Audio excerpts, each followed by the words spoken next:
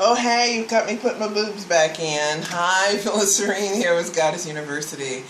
Wanted to tell you a story about compersion, and I'm calling it Compersion Part Deux, because this is really a story, a continuation of a lesson about love and the experiences I've had with my relationships.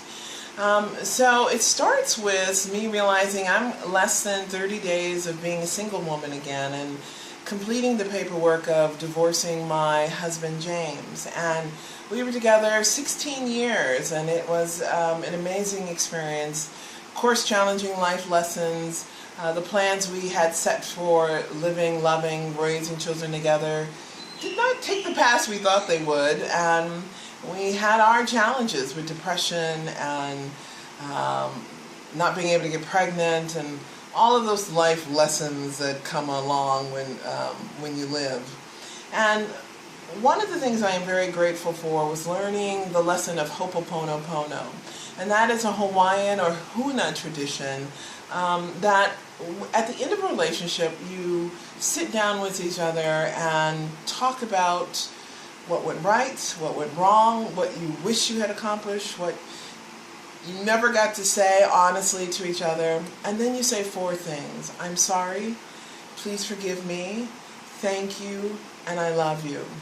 And those statements and that conversation allowed us to just take weight of years of anguish off of each other's shoulders and to love each other and release each other. Fast forward 2 years, and we have both fallen in love with other people. However, I had not done the final paperwork and getting that divorce thing done. And it was my love, Michael, who brought it to my attention when I proposed to him. And he said, well, how can you propose if you're not even divorced yet? And I went, oh, snap. I was like, okay, you're right, bro. And I had to sit on that, and really it was some shame around divorcing and feeling that sense of failure that I didn't do what I said I was going to do. And years later I was still dealing with that. I'm not able to let go of that sense of failure on my part. And I realized that when I finally did catch myself, and really it was realizing what I'd done to Michael and how the lack of integrity of my own words that brought me that, little happy face slap, that I went, let me do the right thing. That's more important.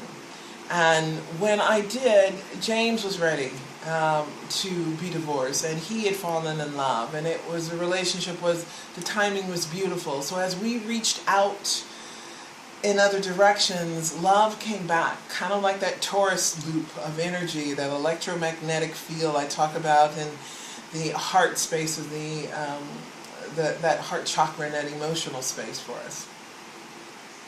So we looked at where we're at and said it's time to be done.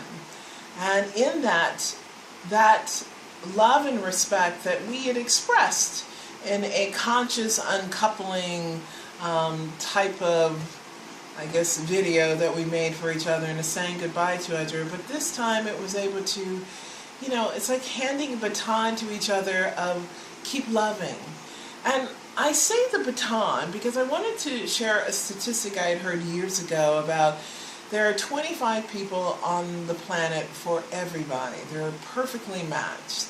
25. I've had 3 major loves in my life, and so I'm like, this is a good game. There's a lot of love out there. So yes, those sayings about there is more love. There is more love. Now, there's lots of sex if you want to just pursue sex, but love, it takes a lot more work. And like James used to say, if it was easy, anybody could do it.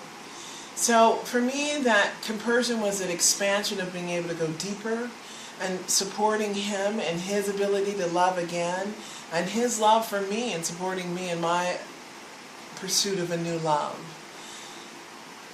Compersion, look it up. It's from the poly community.